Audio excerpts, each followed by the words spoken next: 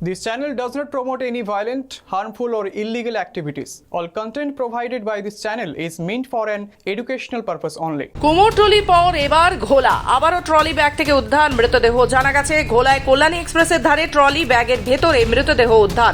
ঘটনায় গ্রেপ্তার 2।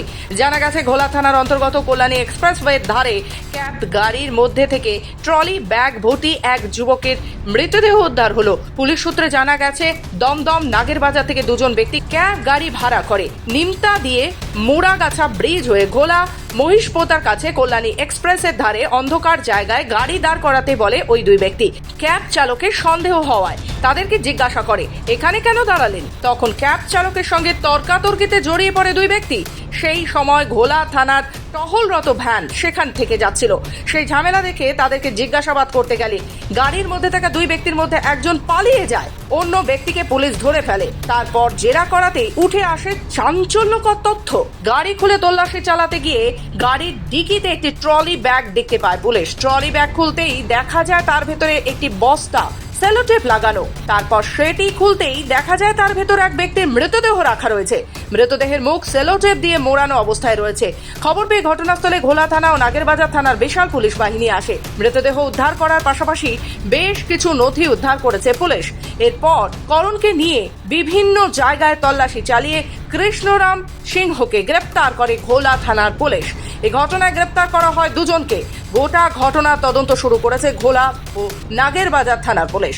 আর এই ঘটনায় যথেষ্ট আতঙ্কিত এলাকার বাসিন্দারা। যেটা শুনতে পাওয়া গেছে এখনো পর্যন্ত ওই আমাদের লোকাল থানার গাড়ি ঘোরাঘুরি করছিল হাইওয়েতে, তখন দেখতে পাই যে একটা গাড়ি এসে দাঁড়িয়ে একটা ব্যাগ নামাচ্ছে।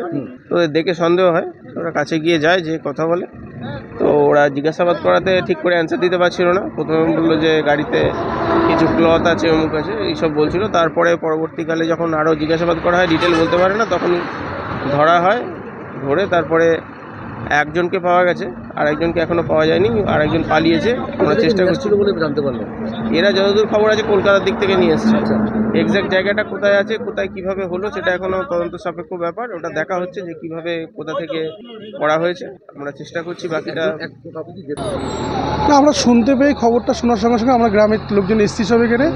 আমরা এসে দেখছি এটা খুবই বাজে ঘটনা। এটা আগে কোনোদিনও এরকম ঘটনা ঘটেনি আমাদের এদিকে। হ্যাঁ, এখন পুলিশ রয়েছে, ইনভেস্টিগেশন করছে। এখনো দেখলাম ট্রলিতে একটা বডি রয়েছে, এই অবস্থা দেখলাম। এখন দেখার পরে পুলিশ এখন ইনভেস্টিগেশন করছেন। তো ইনভেস্টিগেশন করে বলে বোঝা যাবে কি আছে।